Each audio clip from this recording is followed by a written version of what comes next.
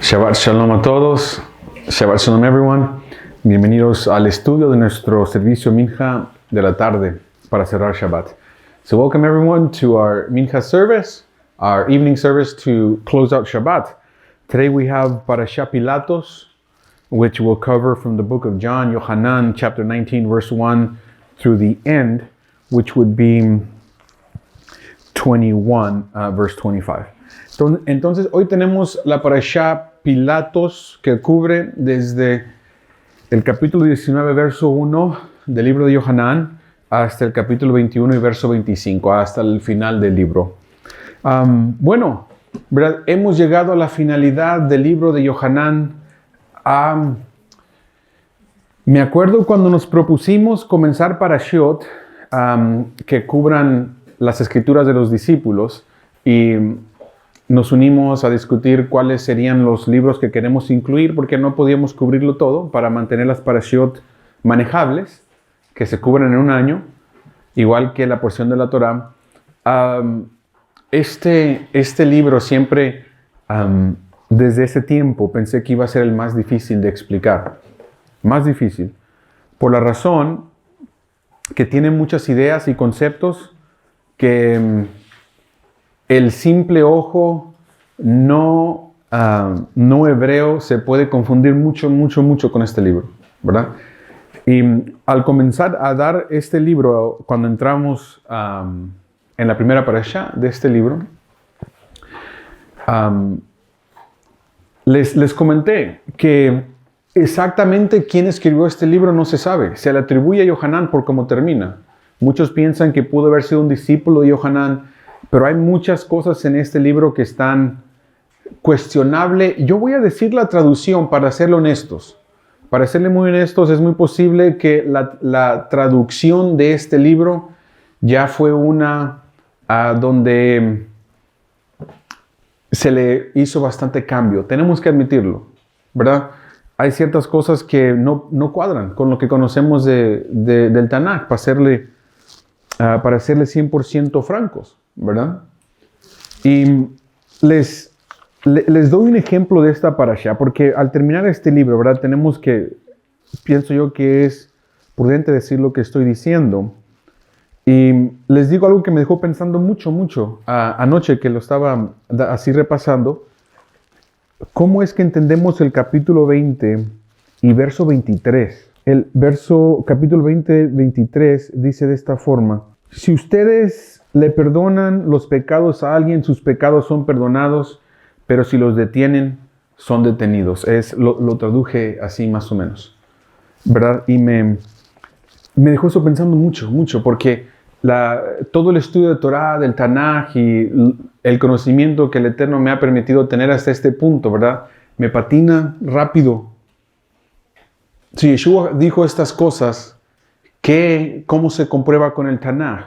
¿Verdad? ¿Cómo es que yo puedo cuadrar esta idea? Que si ustedes le perdonan los pecados a alguien, ¿verdad? Y esa idea me dejó pensando mucho anoche.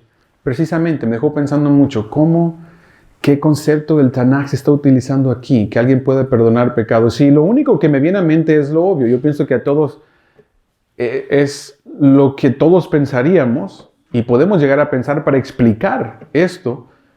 Sería cuando alguien te ofende. Cuando alguien te ofende es un pecado. Especialmente si alguien te estafa en un negocio, ¿verdad? La Torah enseña restitución.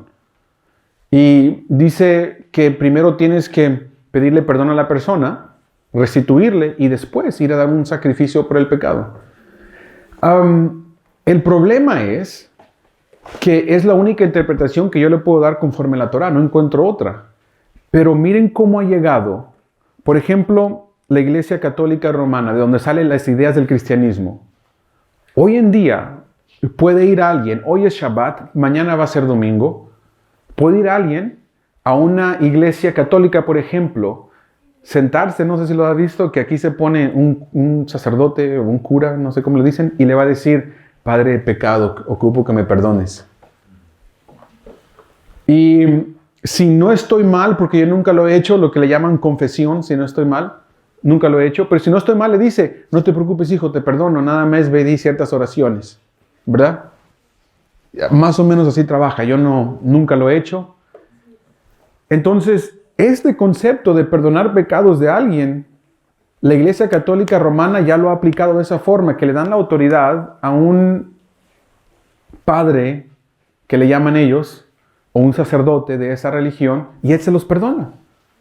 O sea, ¿es un concepto bíblico eso? Dicen ellos, está en Juan. Me imagino. Pero obviamente no es un concepto de la Torá que se haga eso. ¿Se entiende? Y a este punto hemos llegado. Entonces, es algo que, ¿verdad? Y es algo que se encuentra en Juan, simplemente. Y es una de las, desafortunadamente, cuando hemos estudiado este libro, hay varias cosas aquí que cuando le quieres aplicar Torá, no quieren cuadrar, ¿verdad? Entonces, uno como creyente del Mesías, y tenemos esta carta de Yohanan, no sabemos cómo, pero de una forma llegó a estar dentro del canón, como se le conoce, mesiánico. Entonces lo tenemos que nosotros figurar y tenemos que saber explicarlo. Y yo pienso que cuando llegamos a ese punto tenemos que admitir que hay, ¿verdad?, en este libro ciertas inconsistencias, ¿verdad? Okay, so we're finishing up the book of Yohanan. And I recall a meeting that we had a couple of years ago when we decided to cover the New Testament, the writings of the disciples, as a system of parashiot.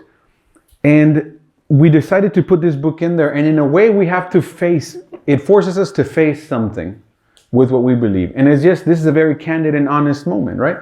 For me, it was the book that I knew would be the hardest to explain because of some ideas that are in this book that in the book of Yohanan that don't seem consistent with the Torah, the Tanakh, or even the other Gospels like they call them, right? So I knew this would be the biggest challenge. And I'll give you an example. Chapter 20, verse 23, it says, if you forgive someone's sins, their sins are forgiven. If you hold them, they are held. And that left me thinking last night. I was thinking about this a lot. How exactly would you explain that? If Yeshua did say this, it's written in this book of Yohanan. If Yeshua did say this, how do I square this with the Torah, right? How does this make sense given the Tanakh that we know? What Adonai has allowed me to know up to this point, I would say. And the answer is that really, face value, there is no way. Unless you just take the obvious approach of someone offending you. Because that is a Torah concept. We know that if you defraud or you steal from someone, the Torah says you have to give them restitution. You have to repent first, give them restitution, ask for their forgiveness. You fix the issue with your brother, and then you go ask Adonai to forgive the sin. Then you take a sacrifice. So it's a two-step process to obtain forgiveness. And that's the only way in which I can find to really square this. But we are not studying this in a vacuum outside of the present world that we live in, or history even. So when you consider history, notice that we are at a point where there is today a Catholic Church, for example, and they read this book. As a matter of fact, they put the book together, the New Testament, the Catholic Church. And to this day, you can go to a Catholic church, and by the way, I've never done this, so if I get the details wrong, forgive me. But you can do something called confession, right? Where you go and you sit next to the priest, and you say, priest, I've sinned. I did this and that. And the priest says, it's okay, son. We all make mistakes, right? Just go say a few prayers and you're forgiven. They just interpreted that way, right? And if you ask them, what power do you have to forgive sins? Who are you? I mean, as much as that priest may know, or as good of a person as this might be, what is he doing forgiving people's sins? Right? And they could easily go to the book of John and say, well, right there, it says if you forgive people's sins, right? You forgive someone's sins. But we know that's not Torah, not what he just did. So, unfortunately, we have that this book has been interpreted that way, right? And we can't ignore that. And so, as Messianic, as believers of Yeshua the Messiah, we have to face this, that the book of Yohanan does appear to have some inconsistencies. And I will say, I will say this much to be as fair as I can, that maybe it's just a very bad mistranslation in some cases, where someone mistranslated it on purpose. That's what I would have to assume, right? I would have to assume that. La otra cosa, porque aún historiadores cristianos, del cristianismo, le llaman, ¿verdad? Esta epístola, como ya lo mencioné, están las sinópticas, ¿no? Pero parece que cierta cronología y ciertas cosas en el libro de Juan no exactamente cuadra. Y tengo, ¿verdad? Hay varios ejemplos que me vienen a la mente. Por ejemplo, en esta parashá, me gustaría leer capítulo 19 y verso 30. En el capítulo 19 y verso 30, ¿verdad? Bueno, más que todo, comenzamos en el 19 y tenemos aquí a la historia de Yeshua y Pilato. Y miramos que los Kohanim, los religiosos, traen a Yeshua contra Pilato y buscan que le dé la pena de muerte. Ya que estoy al tema, me voy a desviar así un poquitito. En el capítulo 19, verso 8, está importante que entiendamos la acusación. Lo acusan de esto. Okay, so I want to start in chapter 19, verse 7, and we see the accusation against Yeshua. So the religious bring him against Pilate, and they're going to accuse him as follows. The Judeans answered him, "We have a law. According to the law, he ought to be put to death because he made himself out to be the Son of God." Los judíos le contestaron, tenemos una ley y de acuerdo a esa ley, él tiene que ser puesto a la muerte porque se hizo a ser el Hijo de Dios. Ok, esa es la acusación y con eso lo traen para que lo pongan a muerte. Sigue entonces la historia, capítulo, vamos a seguir 19, verso 15. Dice que los altos Kohanim, los sacerdotes altos, les dice, aquí está su rey, Pilato. Él les dice, no tenemos rey más que el emperador romano. Y eso es bien irónico, se me hace bien irónico a mí, porque desde este punto para afuera, nadie ha matado más judíos que la iglesia romana, católica, y el cristianismo. Entonces, bien interesante que de cierta forma el judaísmo religioso rechaza al Mesías, que el Eterno mandó para ellos. Yeshua mismo le dijo a la samaritana, la salvación viene de los judíos. Y nosotros sabemos lo que adoramos y ustedes no. Bien, en este mismo libro de Yohanan. Y aquí los judíos, bueno, más bien los religiosos, porque el judío regular creyeron en él, muchísimos. Dicen, no tenemos rey más que el emperador romano. Y muy interesante que desde ese punto para afuera la Iglesia Católica Romana se ha encargado de matar judíos en pogroms, en inquisiciones, en tantas formas que han perseguido al pueblo judío. I also want to make a quick stop in chapter 19, verse 15, where Pilate says, here's your king, right? And he says, we have no king. We have no king. The only king we have is the emperor, the Roman emperor. And those seem to be a very ill-timed response. Because from this point forward, no one has killed more Jews than the Roman Catholic Church. They said here, they reject Yeshua as the Messiah. They say to kill him, the religious Jews and the Sadducees, the leaders of the temple. And from that point forward, the Roman Catholic Church, where they said they have no king but the Roman emperor, no one has done more inquisitions, more pogroms, or more persecution of the Jewish people than the Roman Catholic Church. So, very, very bad answer that they gave there. Ok, entonces llegamos por ejemplo, en el capítulo 19, ahora llegamos al mismo verso 19, por ejemplo. Dice, Pilato también escribió arriba del madero algo que dice Yeshua de Nazaret, el rey de los judíos. So we get to chapter 19, verse 19. It says, Pilate also had a notice written and posted on the stake, which read, Yeshua from Nazareth, the King of the Jews. Y aquí tenemos otro dato que en Juan parece estar incorrecto. ¿Cuál es? Que en las otras tres epístolas, Mateo, Marcos y Lucas, no aparece el dato de Nazareo. Dice Yeshua, rey de los judíos, o el rey de los judíos. Esa parte ahí todo está consistente, pero en el libro de Juan está Yeshua de Nazaret, que no está en Mateo, Marcos, Lucas. Y en el Mateo en hebreo, bien interesante, dice rey de Israel, como lo leímos. Y yo pienso que esa va a ser la versión correcta, rey de Israel. Sin embargo, en algún tiempo, los antijudíos quisieron poner de esa forma, rey de los judíos.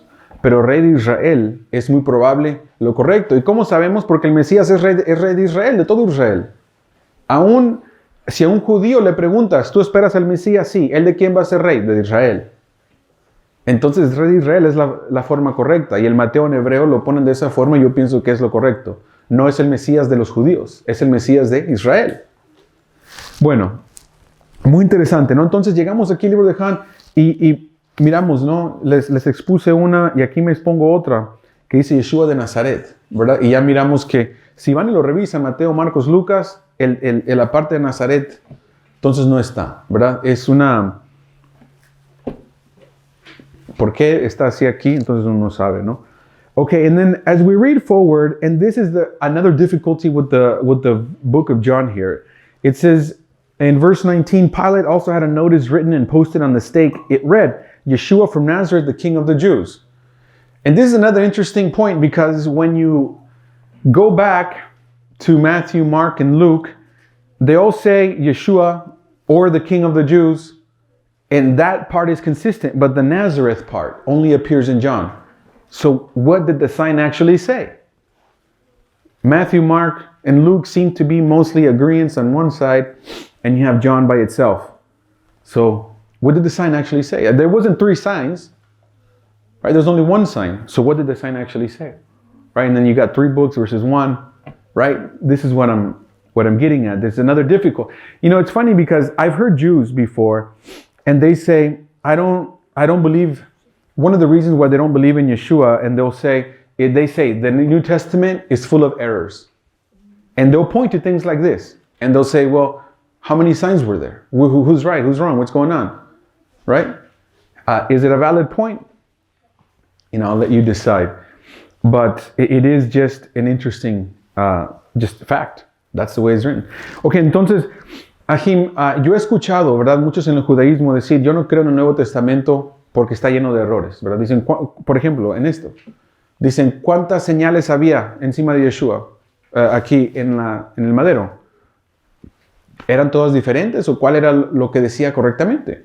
Bien, entonces es algo que, por eso les digo, ven, tenemos que admitir, aquí Juan parece estar solo en la parte de Nazaret. Ok, y estamos en las últimas palabras de Yeshua. We're the last words of Yeshua.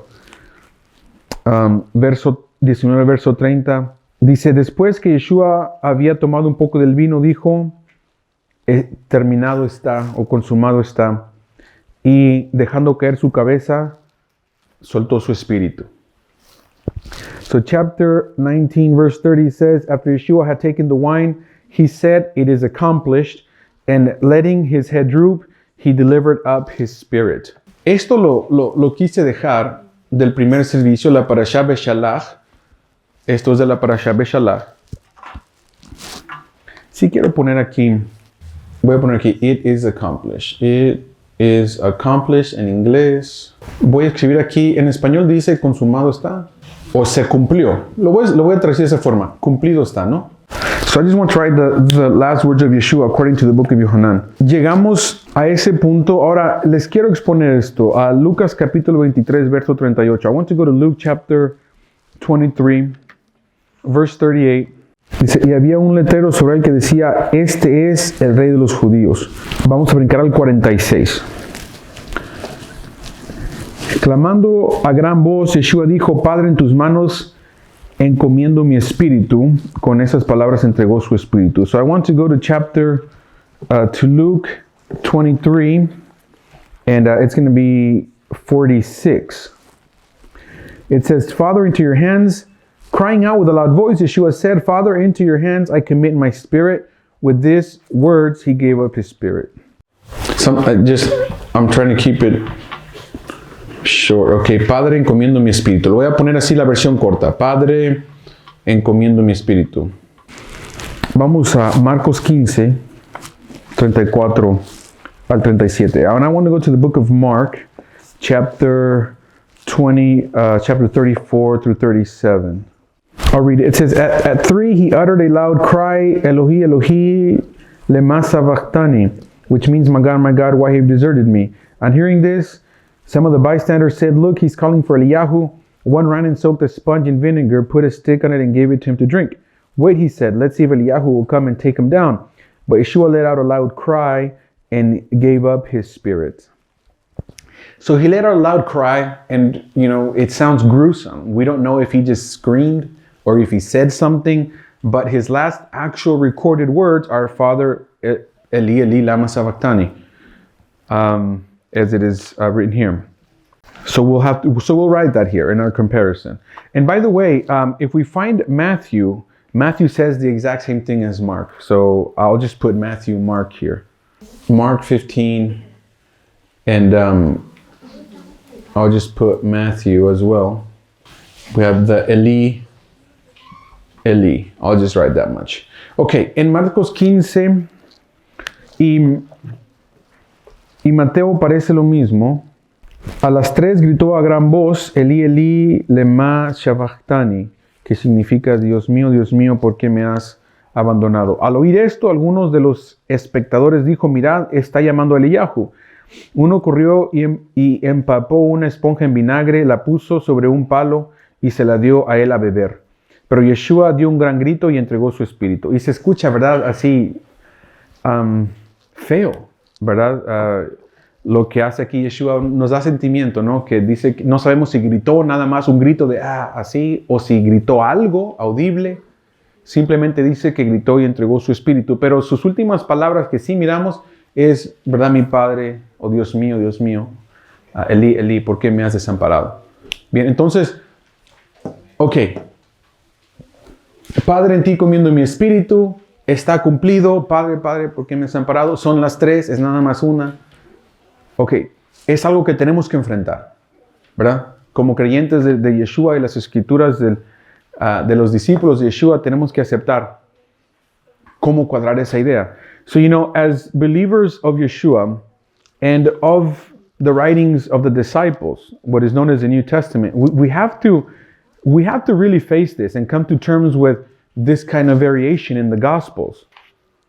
¿Cómo es, verdad? Nosotros, les digo que algo de que nosotros hacemos y tenemos que hacer es reconocer la historia, ¿verdad? Reconocer cómo es que hemos llegado a este punto y reconocer que en el principio había diferentes cuentas, quiero decir en inglés accounts, se me va diferentes tradiciones de diferentes discípulos, y de esas tradiciones hebreas, unas se copiaron al griego para los judíos en la diáspora, para los creyentes después en la iglesia romana, y ahora tenemos lo que tenemos. Entonces, ¿por qué dejé esto escrito aquí? Lo de la Parashá Beshalach. Porque nosotros tenemos la clave. Vamos a decir que yo me paro aquí y admito que en las escrituras de los discípulos hay cierta variación y que hay ciertas inconsistencias. Hay que llamarle aún errores. Pero bendito el Eterno, que vivimos en un tiempo donde el Eterno nos ha revelado la Torá, el Tanaj, así. Y lo que nosotros estamos haciendo es entender cómo el Eterno trabaja, cómo es que Él trata a su pueblo, qué ha hecho y qué está por hacer, cuál es su patrón de acción, cómo Él opera. Entonces, cuando miremos ciertas inconsistencias, que no hay muchas, sí las hay, pero las podemos cuadrar, sabiendo esto, podemos determinar cuando es que algo está fuera de nivel.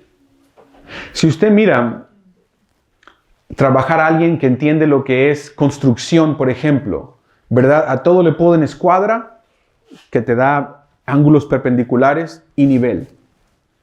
Entonces, si están construyendo algo y está algo fuera de nivel, lo encuentran porque saben usar el nivel y dicen, este está mal. Y le aplican el nivel y si está chueco, lo ponen a nivel.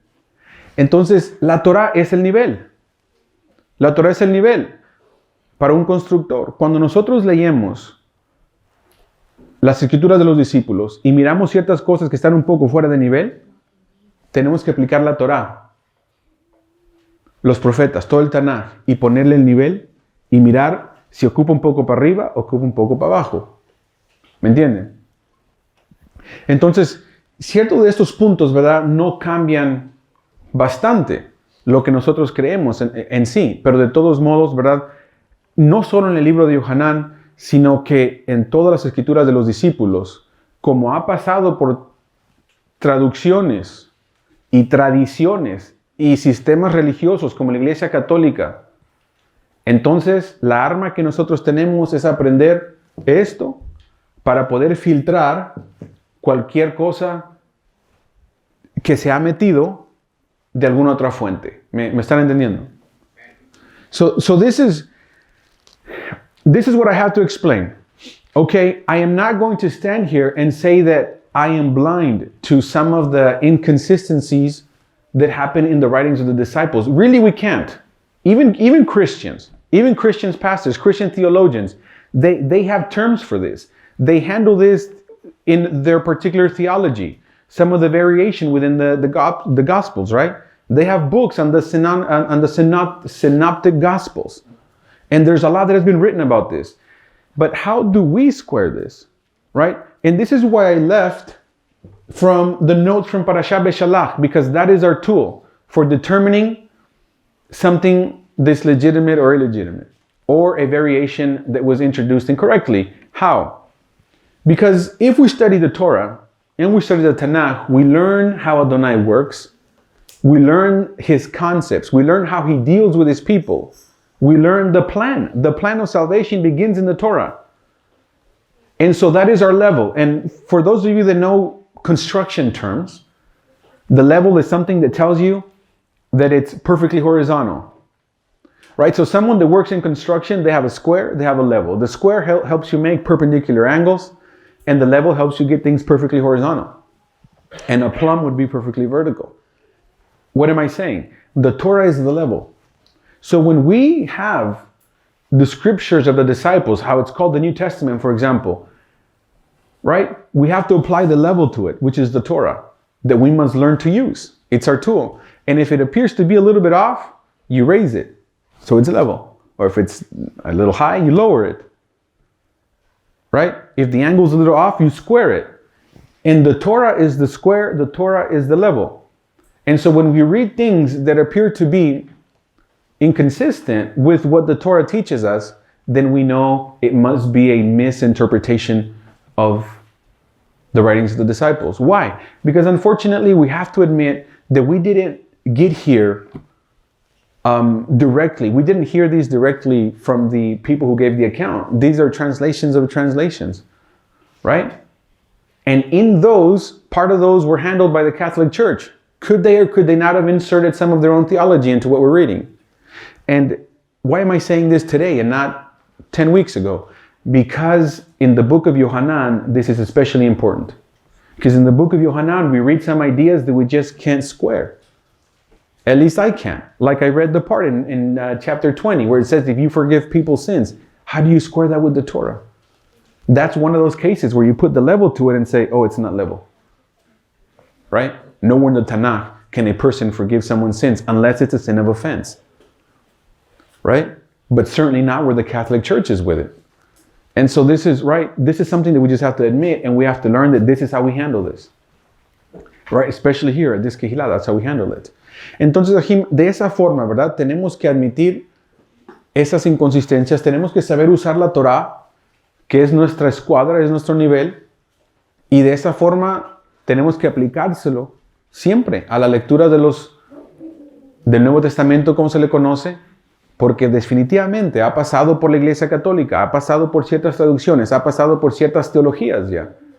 Y esos puntos que se ha desviado, el nivel nos ayuda a mirar si es consistente o no con cómo el Eterno trabaja, ¿verdad? Eso es algo muy, muy importante. ¿Y por qué lo digo aquí y no lo dije hace 5 semanas? Muy fácil, porque, como les estaba comentando, el libro de Yohanan, este libro de Juan, es uno de los más difíciles de explicar por ciertas razones. Porque hay ideas que simplemente no cuadran. Como les digo, lo de anoche, ¿verdad? Si ustedes perdonan pecados, uno puede durar mucho tiempo pensando, ¿qué quiere decir eso? ¿Se entiende? No es idea que cuadra. Miramos que eso está un poco fuera de nivel. Algo ahí pasó.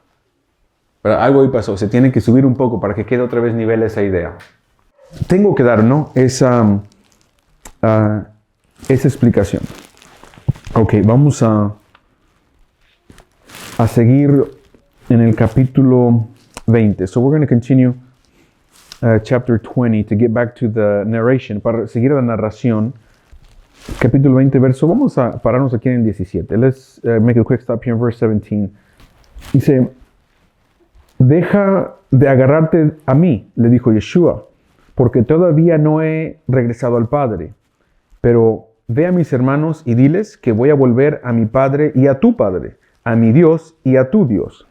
So chapter 20 and verse 17, it says, stop holding on to me. Yeshua said to her, because I haven't yet gone back to the Father, but go to my brothers and tell them that I am going back to my Father and your Father, to my God and to your God. Okay. Aquí me gustaría insertar otro concepto. Usualmente no me ha gustado brincar mucho a otros textos. Aquí se me hace un poco prudente insertar Romanos, el primer capítulo, el verso de 3 al 4. I usually don't like to jump around out of the portion, but I think today I do, since I already did. Romans chapter 1, verses 3 and 4. Ok, si me permiten, Romanos capítulo 1. Comencemos con Romanos 1:1, la introducción al libro de Romanos, ya completo. De Shaul, un esclavo del Mesías Yeshua, un emisario, porque yo fui llamado y apartado para las buenas nuevas de Dios. Dios prometió estas buenas nuevas por adelantado por medio de sus profetas en el Tanaj. Tiene que ver con su hijo, que es un descendiente físico de David. Se demostró poderosa y espiritualmente que es hijo de Dios, apartado por el hecho de haber resucitado de los muertos. Él es Yeshua el Mesías, nuestro Señor.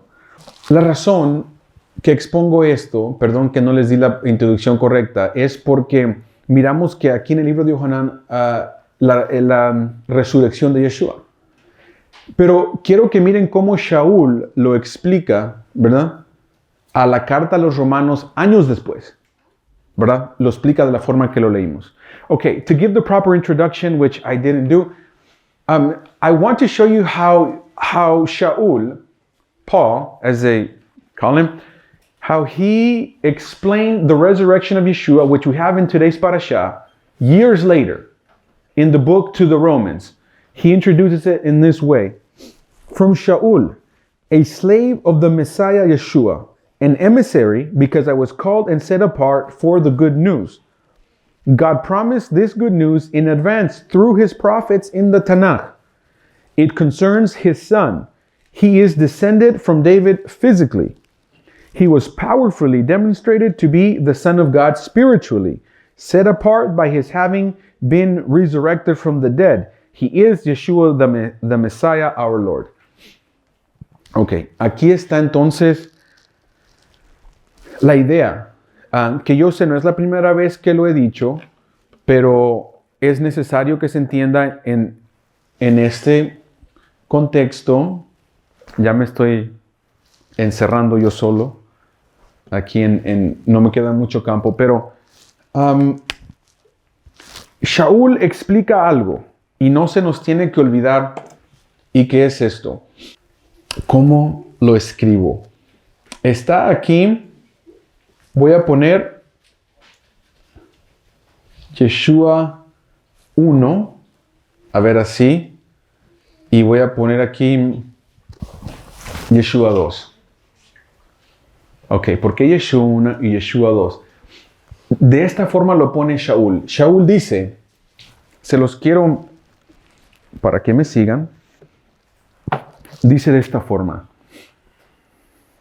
Tiene que ver con su hijo, que es un descendiente físico de David. Aquí puedo poner descendiente físico de David. Se demostró poderosa espiritualmente que es hijo de Dios, apartado por el hecho de haber resucitado de los muertos. Y aquí puedo poner hijo de Dios. Hijo de Dios. Pero muy interesante que en este ejemplo, esta línea verde la voy a hacer morada y voy a poner resurrección. Cuando escuchamos los términos de hijo de Dios, por ejemplo, muchas veces hacemos esto en la mente que no debe de pasar. Aplastamos Yeshua 1 y Yeshua 2 en un solo, en una sola idea. Yeshua físico, Yeshua hijo de Dios, aplastado en una sola. Y se va de una mordida, ¿verdad? Y se entiende de esa forma. Shaul no lo explica de esa forma y lo explica de una manera que tiene más lógica. Dice, Yeshua 1, físicamente hablando, mortal en el sentido que vivió y murió, nació y murió. Aquí en el mundo, descendiente físico de David, físico, carnalmente. Pero por medio de la resurrección que él hizo, que de los muertos, de la muerte física resucitó, eso le llama poderosamente, se convirtió en Yeshua 2, hijo de Dios. Y ahora espiritualmente, no físicamente. Entonces, Yeshua se entiende de una forma en su físico y de una forma después que resucita. Son dos formas de entender a Yeshua. Así lo explica Shaul y tiene bastante lógica. Pero el leedor así que muy superficial, cuando leemos el Nuevo Testamento, las Escrituras de los discípulos, a veces leemos Yeshua y se le explica a Yeshua de una forma espiritual, hijo de Dios, y a veces la forma física, y a veces las confundimos. Pero me gusta cómo Shaul se va directamente al punto y nos explica que hay dos formas de entender a Yeshua. Cuando se habla de él físicamente, es descendiente de David físicamente. Resucitado, ya no es descendiente, es hijo de Dios. ¿Se entiende? Es algo muy interesante porque les digo que la 99.99 de las personas agarran las dos ideas y las aplastan a una. ¿Se entiende? Pero Yeshua no subió a nivel 2 hasta que no pasó por el proceso de la resurrección de los muertos. Ese concepto lo van a mirar bastante, ¿verdad? Él fue los primeros frutos de la resurrección. Como Él resucitó para ser hijo de Dios, nosotros resucitaremos para ser hijos de Dios. Así lo habla, ¿no? Okay. So this is what I want to present to you, and I forgive me, I struggled with how to represent this idea, but in the book of Romans, I like how Shaul explains the concept of Yeshua. He explains it in that there's two versions of Yeshua that we cannot squish together because 99.9% of people squish them together. So I'll read it and I'll explain it as follows. Starting with verse 3, it concerns his son. He is descended from David physically.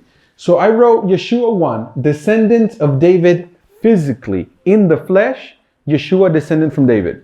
In the flesh. Verse 4. He was powerfully demonstrated to be the Son of God spiritually, set apart by his having been resurrected. So, Yeshua level 2 is the Son of God. And he got to being the Son of God through the process of resurrection from the dead. The problem is that sometimes we read in the New Testament, in the writings of the disciples, Yeshua, the Son of God, or Yeshua, the sacrifice, or Yeshua, the Redeemer, and a lot of these ideas. And you really have to think, what is it referring to? Yeshua 1 or Yeshua 2? Because if we squish them together, that can lead to confusion. But the way that Shaul explains it is the best way to understand it, that there's two different ways. There's a physical. In the physical, he was a descendant of David. Why? Because he was literally flesh and blood. He was born and he literally died. But like he literally died, he literally resurrected. And it was that process of resurrection that puts him in a spiritual sense, spiritually, he says, Son of God. Very important concept. How do we know? Shaul helps us understand some of the problems or some of the apparent problems that we run into in the book of Yohanan here. So this is why I go to his explanation, so it doesn't just come from me. It comes from Shaul, right?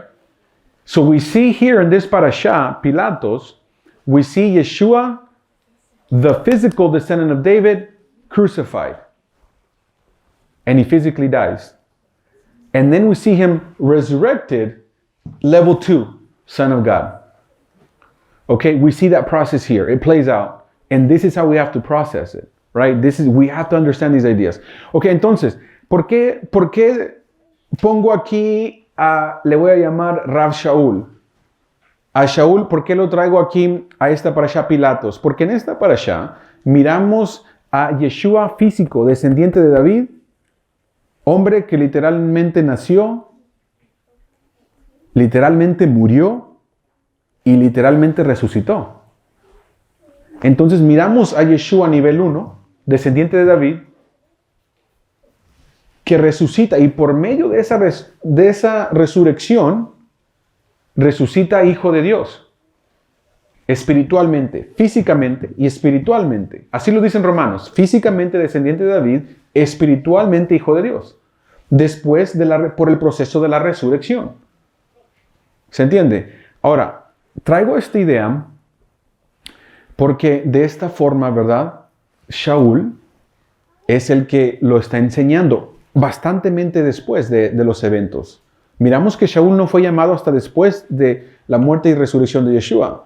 Y todavía se fue muchos años a estudiar. Y él no comenzó su ministerio hasta mucho después. Y entonces, él cómo cuadra la idea de Yeshua el Mesías de esta forma. ¿Se entiende? Entonces, Shaul, ¿verdad? Aquí en la carta a los Romanos, con esta introducción, nos ayuda a más o menos cuadrar lo que está pasando aquí en el libro de Yohanan, ¿verdad? Y nos ayuda más o menos a cuadrar las ideas que tenemos enfrente de nosotros. Y ahora, si me ubico para regresar a Yohanan, estamos llegamos al capítulo 21. So I would like to jump to chapter 21. En el capítulo 21 tenemos las varias apariciones que quedan escritas acerca de Yeshua. Y muy interesante que varias veces no lo reconocen. Ya Yeshua resucitado, que se les aparece, no lo reconocen, como que no era obvia su apariencia. ¿Que no? Pero muy interesante, les presento este concepto. Regresemos a la parasha Beshalach. Y les digo que había mucha simbología. Como el Eterno dice, miren la salvación, la Yeshuat de Jehová. Y miren qué interesante, si lo leen, especialmente en hebreo, nos damos cuenta que el Malach que los sacó de Egipto, el que los salvó de Egipto, iba ahí con Moisés. No sé si iba bien enfrente, pero lo podían mirar al ángel. ¿Cómo sabemos? Porque Moshe hablaba con él. ¿Se entiende? Y si lo leen la parasha Beshalach, Moshe está hablando con el mensajero de Dios que va ahí enfrente de ellos. Léanle, pongan la atención. Él va hablando con el mensajero de Dios, el que va y le dice, ¿qué no le dice Moshe? ¿Qué vamos a hacer? Aquí viene el faraón. Le dice, ¿y por qué me dices a mí? empiézale a caminar. ¿Le pusieron atención? Entonces Moshe está hablando con el mensajero de Dios, el Malach Elohim. Bien interesante, ¿verdad? Bien interesante. ¿Qué facciones tenía el Malach Elohim, el mensajero de Dios? No sabemos qué facciones tenía, ¿verdad? Pero de cierta forma se le aparecía a Moshe y Moshe aún habló con él. Y está bien claro que estaba hablando con el Malach. Y en uno de esos intercambios es cuando le dice, ¿qué me ves? Cruza el Mar Rojo. Y me pregunto, como les dije, sabiendo que el Eterno trabaja de esta forma y miramos que Yeshua se les aparece a sus talmidim, aquí en esta Parashá Pilatos, e imagino, ¿cómo es que se aparece a alguien? Estilo Abraham, cuando se le aparecen los hombres que comen con él, Sodoma y Gomorra. Estilo Moshe con el Malach Elohim. ¿Cómo es que trabajan ese tipo de apariciones? Tiene que ser de esta forma como lo miramos en la Torah. ¿Cierto o no? Entonces, si Yeshua tuvo estas apariciones y habló con sus talmidim que no lo reconocieron y de repente estaba, de repente no estaba, de repente cruza paredes, tenemos entonces que entender que está pasando algo similar, porque fuera de lo que la Torah son las reglas del juego. No podemos jugar las reglas, no podemos jugar el juego con otras reglas fuera de la Torah. ¿Se entiende? Entonces, de esa forma, entonces, tenemos que entender aún la aparición de Yeshua. Okay, so I asked myself, when I see in chapter 21 several apparitions of Yeshua resurrected, and he talks to his Talmidim, I wonder how did that work? He could walk through walls at times. He just appeared out of nowhere, and they didn't quite recognize him. They could see him, but they didn't really know who he was. And all of a sudden, they would say, "Oh, it's Yeshua." Right? And I wonder, how would this work? And not out of coincidence, we have Parashah Beshalach, and we went over this symbology of the Yeshuat, Yehovah, the Malach Elohim, the Ruach Kadim, right? We went through some of these concepts, and we see that the Malach, the messenger of God, the Malach Elohim, he was right there during the Exodus. He was walking with them. Moses could talk to him because Moses said, well, what are we going to do now? Pharaoh's coming. He says, don't look at me. The Malach Elohim said, don't look at me. Cross. Right? Go. Very interesting. And I wonder, how do we understand the apparition then of Yeshua? It has to be according to the rules of the Torah, according to what we see in the Torah. The Torah is the rules of how we are to play and understand these scriptures. So it has to be a very similar way. That is how it had to work, right? And they were there with the Malach Elohim in the Exodus, and they got to see it. So anyway, that really brings us to the last chapter, and I want to say that some of the things that I say are not to discourage anyone from believing in the writings of the disciples, but I think that this is all a plan of Adonai. I'll tell you why. I think Adonai allowed us to be where we are because the end times will be such that those that find the truth have to actually look for it. If you're very comfortable in a church or wherever, and you're not looking for how to interpret the truth, it won't just come to you. So I think that part of the reason that we have to figure a lot of things and work hard, use and learn Torah, especially so that we know how to understand these things, is what is going to weed out the people who just want to sit and do nothing from the people who want to seek the truth. So there's going to be groups of people who are going to seek the truth. I know, right? And so I think that if the truth was just too obvious, too easy, maybe people that shouldn't understand it would understand it. But I think it's for those who really are seeking it. I think they will find it. And, Bari Hashem Adonai will, that's what we try, right? That's what we're trying to do. And I'm not trying to discourage anyone that of the legitimacy of the writings of the disciples. I do think I wouldn't be here if I didn't believe that they do project the Messiah of Israel, that they teach us enough to know he was the Messiah of Israel, who brings us into a covenant with the living God, to be the part of the nation of Israel, to be part of the nation of the promise, and to be part of keeping Torah. And as we learn Torah, we learn who the Messiah is even better. For me, I was introduced to the Messiah in Christianity, where they're very confused about who he is. But Baruch Hashem Adonai, he has led me, that same Messiah has led me to the truth and the Torah and the things that we need to do to really please our Abba Kadosh, right? Our Holy Father. So none of this that I said is meant to discourage anyone from believing in Yeshua the Messiah or the scriptures. I do think there's enough there, more than enough, to point us to Messiah and the truth, right? It just takes some study and it takes some understanding of the scriptures to piece it all together the correct way. But Adonai has made sure that enough has been preserved, enough truth has been preserved for us to get the point, right? Miren, quiero terminar con esto, ¿verdad? Nada de lo que yo he dicho hoy en este estudio está diseñado o la intención es de que alguien pierda la creencia de las escrituras de los discípulos o del Nuevo Testamento, ¿verdad? Simplemente es lo que es. En cierta forma, yo sé que es plan del Eterno. ¿En qué forma? Es plan del Eterno porque la verdad será encontrada por los que la busquen. Y yo les puedo decir que si es muy fácil, entonces la verdad los conocerían todos, pero en cierta forma el Eterno pone a prueba, como leímos en la Parashá Beshalach. Parte de la prueba de conocer las Escrituras es escudriñarlas para poder ir entendiendo y figurando cómo es que el Eterno diseñó todo el plan de salvación y redención, desde que creó al humano con Adam Harishon y Java, hasta que regresamos a cuerpos celestiales, se le conoce, a reinar con él igual en el estado de Adán y Java, ¿verdad? Ese plan de redención que se toma, ¿cómo es que lo debemos de entender? Y entonces uno tiene que entonces indagar. Y yo les digo, ¿verdad?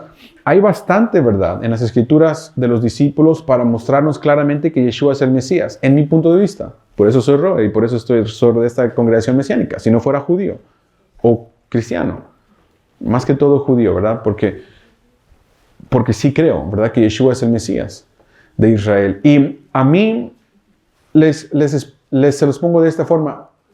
A mí se me introdujo el Mesías de Israel por la religión cristiana, que tiene tantas fallas. Pero fue ese amor a la verdad, no a la religión, que nos llevó a acercarnos más y más al Eterno, a estudiar Torah, a guardar Shabbat. De primero guardar Shabbat era sensacional para nosotros.